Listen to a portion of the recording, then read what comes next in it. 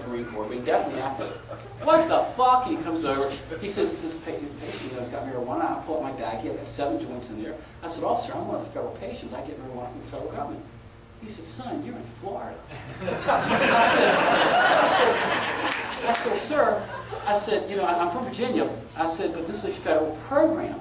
Federal law supersedes state law. Not in Florida, no. So I said, well, officer, I have a rap sheet on Portsmouth, Virginia that says I'm a federal patient, and it does. And would you call them? I'll pay for the phone call. Fuck that, you're under arrest. So I said, well, sir, you see here I have a baggie with 7 joints in it. Back in the hotel room, I have a tin can. Okay,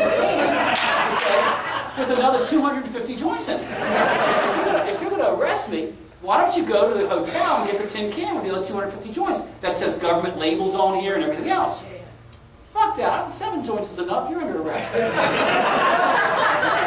now, my wife is flipping out. Okay?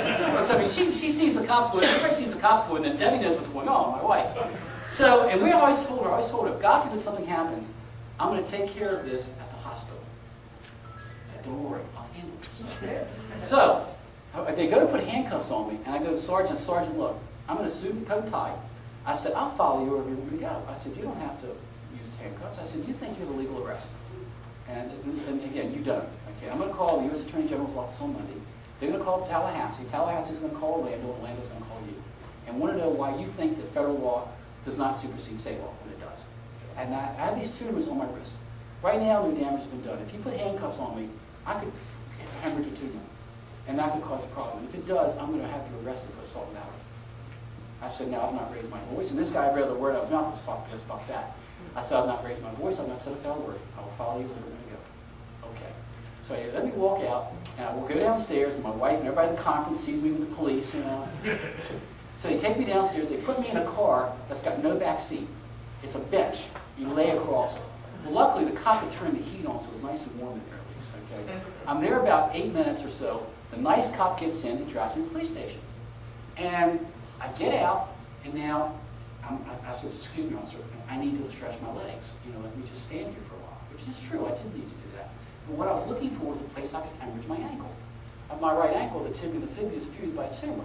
So I can twist the ankle a certain way and hemorrhage it. It hurts, but you know, I figured that would save me from being put in jail. So I'm standing there, another police car comes up, and I realize we're in the back of the building. They take the guy out, and he's struggling with 2 cops. They open the door, and he steps up 1 step to go into the building. And I'm like, aha, perfect. Okay, so I'll wait till he gets out of the way. So I said to the arresting officer, okay, officer, I'm ready to go in now. Okay. So we go there, I hit that step, I twist my ankle, I fall on the ground, I'm not moving. Rob, hemorrhage my ankle, you know, get me to a hospital. The arresting officer, I don't know what's going on. Meanwhile, they go, and other policemen are coming. Now, other policemen are getting criminals coming in, and they're taking the criminals over me. They then take my tie and my belt while I'm laying there, which I thought was ironic. And I'm telling myself the whole time, I go, you know, you're in a situation that you've got to be under control. You're not a criminal. Therefore, enjoy the entire experience. I mean, what else are you going to do? You know, you're not doing anything wrong. Okay, so that happens. Now they go get a nurse. Nurse comes over and says, what's wrong? And I start explaining it. The nurse goes off. Meanwhile, there are more policemen that come in and everything else. I'm laying there. Nurse then comes back and says, I just talked to the doctor, and the doctor says it doesn't sound that bad and that you can walk. I said, so a doctor by phone made a diagnosis. I said, no, I'm not moving. Get me an ambulance and get me to the hospital. So now, car drives up, and guess who it is?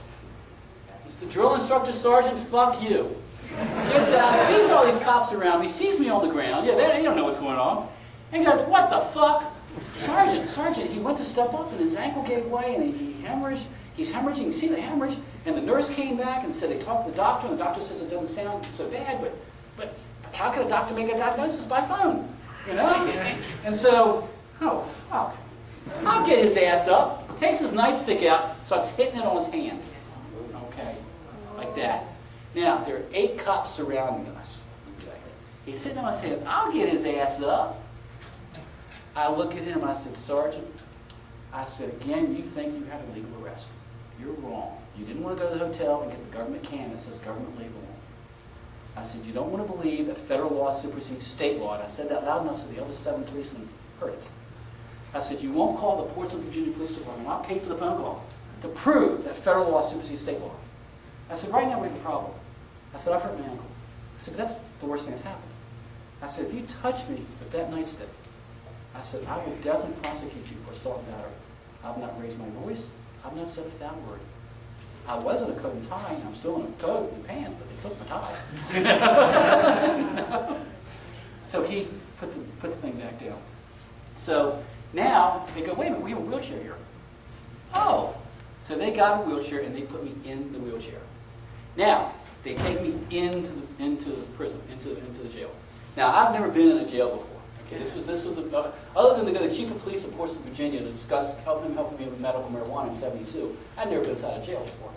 And so they wheel me in and they wheel me beside the cell. Figuring if I can't walk, they don't need to put me in the cell. Okay? So as cops are going by, I'm telling them everything. I'm a federal patient, blah, blah, blah, blah. You know, I'm going to call the Portsmouth Virginia Police Department, and they wouldn't do it. Meanwhile, I am seeing prisoners spit in policemen's faces. I'm seeing them being hit. I'm seeing bad on both sides. Okay? And whether it's justified or not, I wouldn't dare say. But I'm seeing all this. Finally, 3 hours went by. So they changed shifts. Meanwhile, my wife had come there with other people saying he's a federal patient, federal patient, federal patient.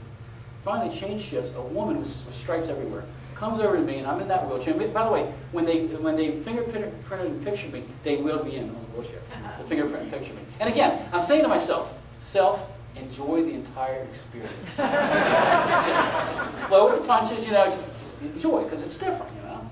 So I did that. They finally let me post $250 bail, and they let me go. Let me go. I went to the hospital, took X-rays, proved that it was a hemorrhage. And then we called the Attorney General's office on Monday, and I told him what happened. And I said, you can take care of this, can't you? He says, well, I hope we can.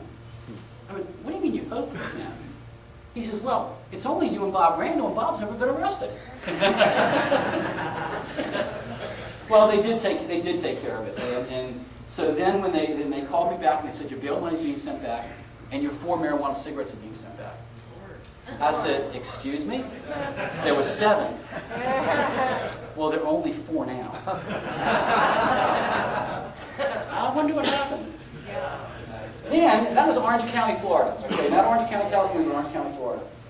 Then another little situation. This was around 86, maybe 87. I have to look at my book to figure out what. We had some friends come down from Portsmouth, Virginia, and they wanted to go to Disney World.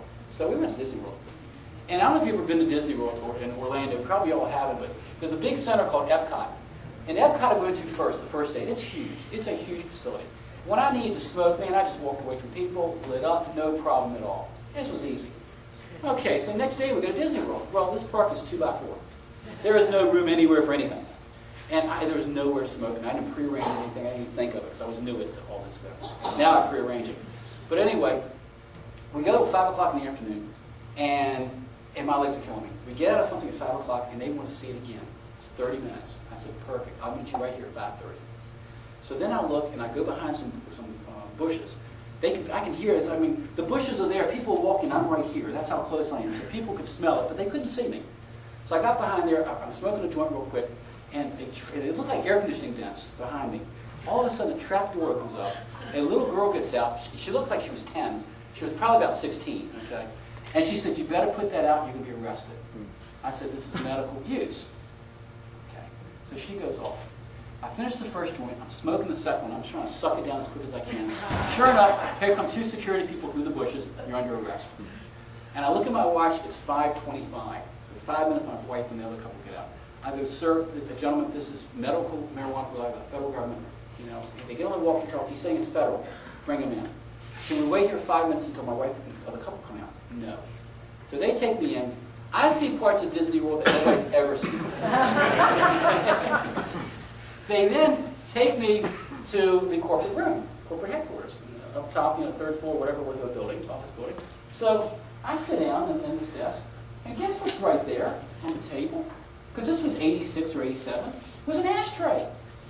Well, heck, if they don't want me to take my medicine out there, I'll take it in here. So I pull out my baggie, and I light up. Okay? The head of security comes back and says, what are you doing? I said, well, if you would probably be taking my medicine out there, I'll take it in here. I don't care. They said, you're serious, aren't you? I go, yes. I'm one of 2 people in the United States that receives medical marijuana from the federal government. He says, oh, we got a problem. I go, what's your problem? I've already sworn out a warrant for your arrest. I said, wow, you know, I think you got a bigger problem than that. He said, what's that? I said, I'm a stockbroker. Monday morning, I'm calling your board of directors on you. Well, anyway, my wife gets out, and of course, I'm not there, and she knows I'm very prompt. She immediately knew he's been arrested. She immediately knew. She calls security, and she says, I'm looking for my husband. I think security has him. Why would security have him? Well, he uses marijuana provided by the federal government, and I think he picked the guy up. Well, they checked, sure enough, I was. So they brought her and the other couple to where they were. Now the policeman shows up.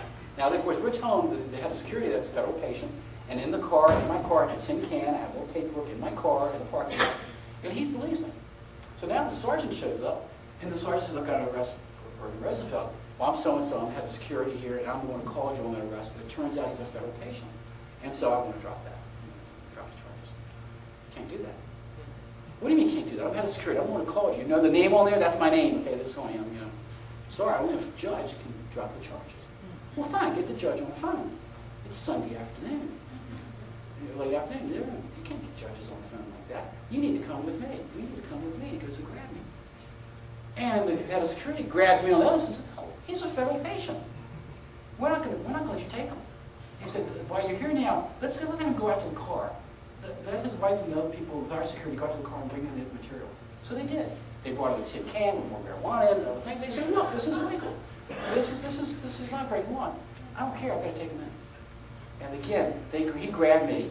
When we said that, I said to the officer, and I showed him the letter from 83 to Orange County, because the federal government sent me a letter saying the federal statute I was under. I said, sir, when this happened in 83, the federal government, the state of Orlando was worried about me furthering the case. I lived in Portsmouth, Virginia then. I now live in Fort Lauderdale. And I shut up and didn't say another word. Meaning, if you want to arrest me, go right ahead, because I will sue your ass now. Last time I didn't, because I lived in Virginia. I knew they just postponed the cases. Now I live in Miami, Fort Lauderdale. I can do this. So, long story short, it took them 3 hours before they were able to get a judge on the phone to drop the charges. But they didn't take me downtown for that reason.